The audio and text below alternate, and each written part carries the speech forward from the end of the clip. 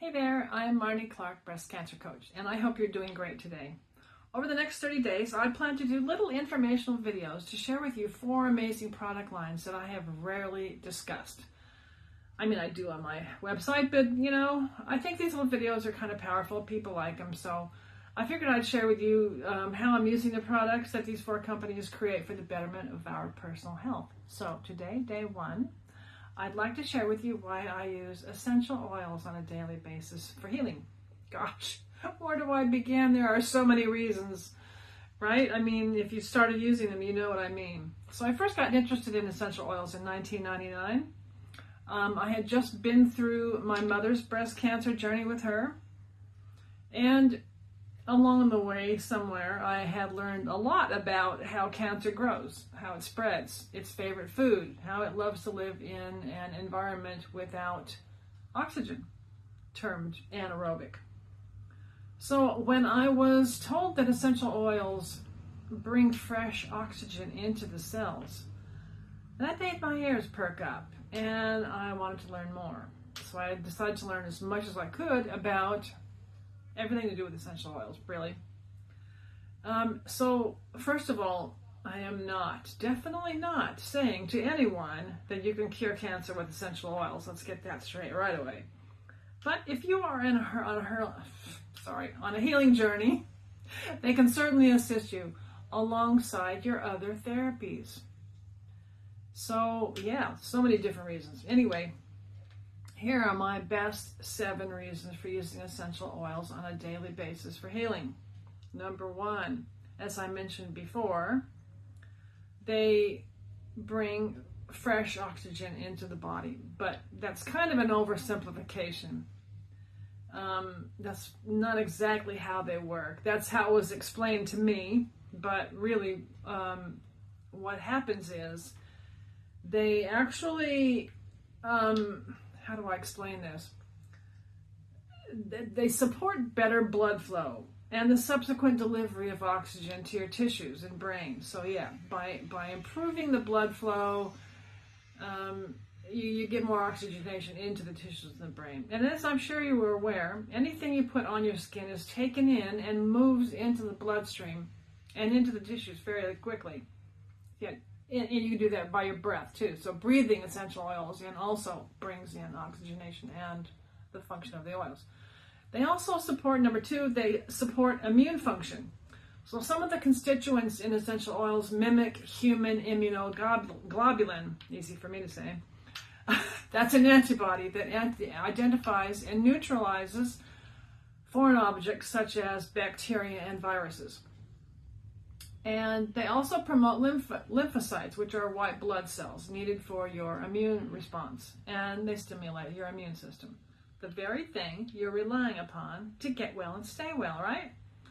So some of the best oils to do this are grapefruit, German chamomile, clove, mountain savory, lemon, and also the blends Immu Power and Thieves. Have I got Thieves sitting here? Yeah, here we are, Thieves. And there's a good reason it's named that. Number 3, most are potently antimicrobial. And did you know that the breast has a microbiome, just like your gut does? Different microbes, obviously, but research has shown that this is indeed the case. And since the breast is exposed to the outside environment via the nipple, it only stands to reason, really, that it may be a favorable environment in which bacteria can thrive. And I first became aware of the possible association between pathogenic bacteria in the breast and breast cancer when I was studying essential oils and aromatherapy for breast health. So what I observed was that every single one of the essential oils that had research showing its anti-cancer activity also had direct action against pathogenic bacteria. I found that very interesting. And I thought at the time there must be an association, a correlation. And indeed, it seems that may be the case. When I looked at the studies They investigated the role of bacteria in the breast as a risk factor in breast cancer occurrence. And the researchers found that there was an interaction between the breast microbiome and genes known to be involved in breast cancer.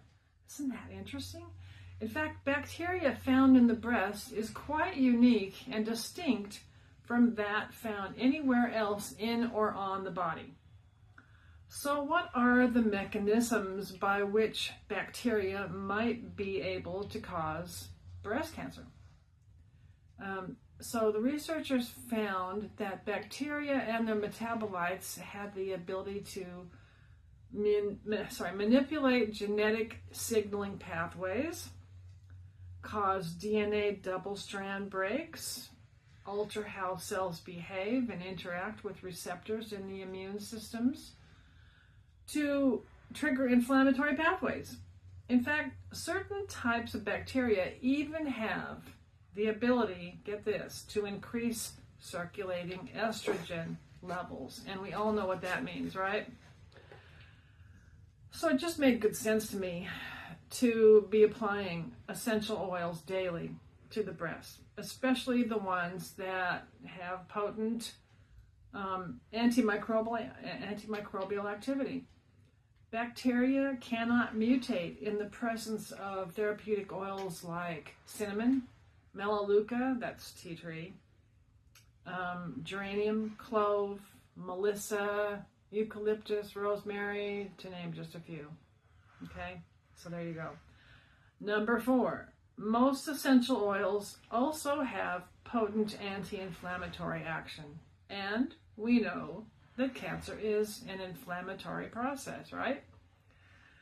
So the best oils for that are frankincense, ginger, lavender, eucalyptus, peppermint, spruce, ocotea, wintergreen, and chamomile, either Roman or German, either one. So yeah, they all have very potent anti-inflammatory activity. Number 5, essential oils affect your emotional well-being and reduce stress and anxiety. They can trigger psychological and physiological responses, lifting your mood, aiding in reduction of depression and calming anxiousness. And the best oils for that are lavender, orange, rose, jasmine, sacred frankincense. Number 6, essential oils can assist hormonal function.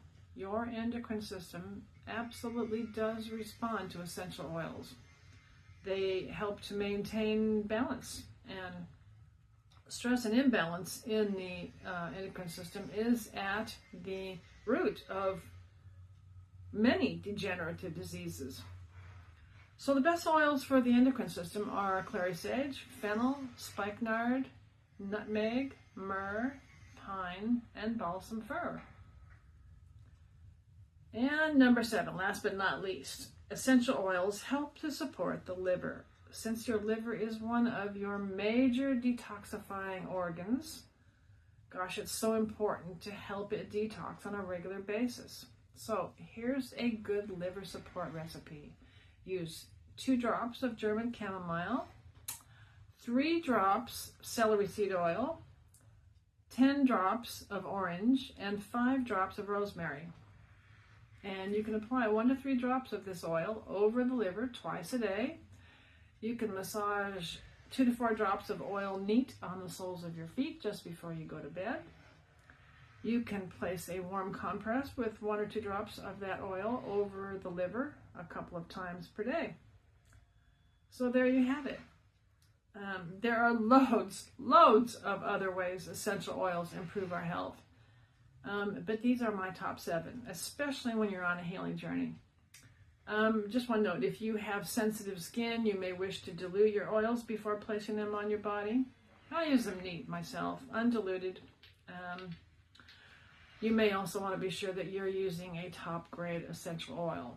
As you can see, I use Young Living essential oils, and I have done since 1999. This is one of my product lines, and I would be happy to connect you with the oils that would benefit you most. So let me know if I can help you there.